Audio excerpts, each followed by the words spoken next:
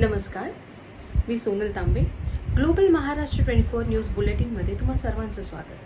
पाहूयात आजच्या ठळक घडामोडी फक्त ग्लोबल महाराष्ट्र 24 वृत्तवाहिनीवर. आपल्या हक्काचं विचारपीठ. बहुत ही अच्छा लगा हिंदी दिवस पे आके मुझे. मैं इनका जो परफॉर्मेंस देखा वो बहुत ही अद्वितीय था, अद्भुत था. मैं भौचक था कि इतना इन लोगों ने कैसी तैयारी की थी हिंदी दिवस पे. इतना बढ़िया आज के इस ज़माने में हिंदी को लोग इतना ज़्यादा, ये बच्चे इतने प्यार से और इतने नाट्य प्रस्तुति किया था. मैं सचमुच सम्मोहित था बहुत देर तक. तो मैं इन लोगों को फिर से बधाई देता हूँ हिंदी दिवस के लिए. और बाकी फिर ये भी बोलता हूँ इन लोगों को कि आपस में आगे बढ़ें. खूब आशीर्वाद है मेरा और दुनिया में नाम कमाएं.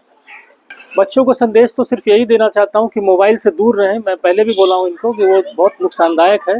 वो हमारे लिए अभिशाप की तरह हो गया है. आज के ज़माने में बच्चों के लिए, जो इस उम्र के बच्चे जो ले रहे हैं मोबाइल देखने के लिए, वो अभिशाप की तरह हो गया है.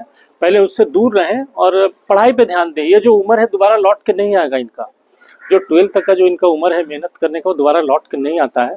तो इनको हमेशा कोशिश करना चाहिए कि इस वक्त सबसे ज़्यादा ध्यान दें. बाद में तो फिर ठीक है, जो करने का, जिस प्रोफेशन में चले जाएंगे वो चले ही जाएंगे. फिर बाद में इतना तकलीफ नहीं होता है.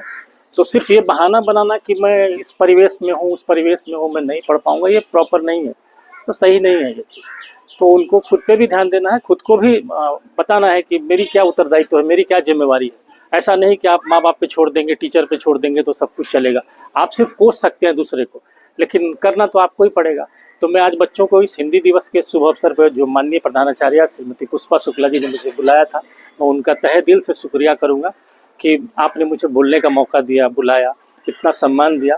मैं बच्चों को भी बोलता हूँ कि बेटा, मेरे आने से अगर 2 बच्चे भी सुधर गए तो मेरे लिए बहुत बड़ी बात होगी. हमें यहाँ पे आमंत्रित किया गया. आज जो स्कूल के बच्चे थे उन्होंने बहुत अच्छी तरह से सारे परफॉर्मेंस है, जो नाटक है, जो हिंदी गीत है, बहुत अच्छे से पेहराव किया था. अलग अलग वेशभूषाएं की थी और हिंदी भाषा पर बहुत अलग अलग तरीके से, अनोखे तरीके से कुछ हमें सीखने मिला. आज अलग अलग कार्यक्रम किए गए तो बहुत सराहनीय है और बहुत अच्छा नियोजन किया गया था. सारे टीचर्स, स्कूल का जो मैनेजमेंट है और सारे बच्चे, इनकी जितनी तारीफ की जाए वो कम है. हर अक्षर में है मधुरता, हर शब्द में है कोमलता. जैसे राधा कृष्ण का संग मधुर और आकाशीवाद सब हिंदी में ही प्यारा लगता है. नमस्कार, मेरा नाम टेस्ट लूंगी.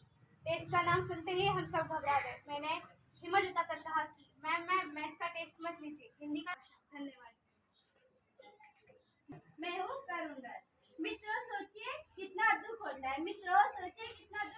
जब हम हिंदी को छोड़कर जब हम पराई भाषा के पीछे भागते हैं तो माँ का ममता खुद अक्षर तरपते हैं.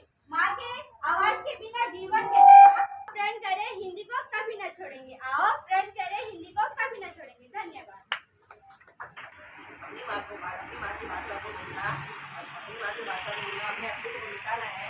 इसलिए हिंदी के जयकारों से रंगीन हो जाइए. आओ हम सब से बड़े हिंदी हमारी सब खो जाएगा. क्या पैसा भारत चाहते हैं? लोग हिंदी और इंग्लिश को मिलाकर बोलते हैं. कर्कश और बेढंगा लगता है. यह हमारी भाषा का अपमान है. हमें हिंदी की शुद्धता को बचाना है. या हो रामचरित के माने से या देवचंद की रचनाएं, हिंदी हर जगह पर छवि. अजब गजब है भाषाएं भारत की, अलग अलग और अजब गजब है भाषाएं भारत की. जो कर दे सबको एक वो भाषा हिंदी है भारत की. हिंदी है भारत की. जाना हो जाओ.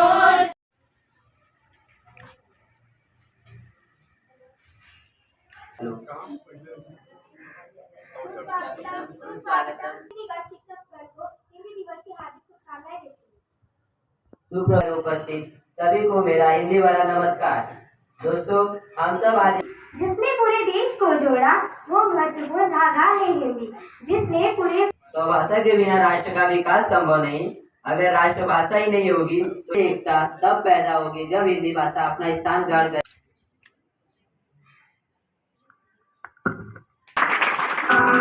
या श्वेतपद्मासनावला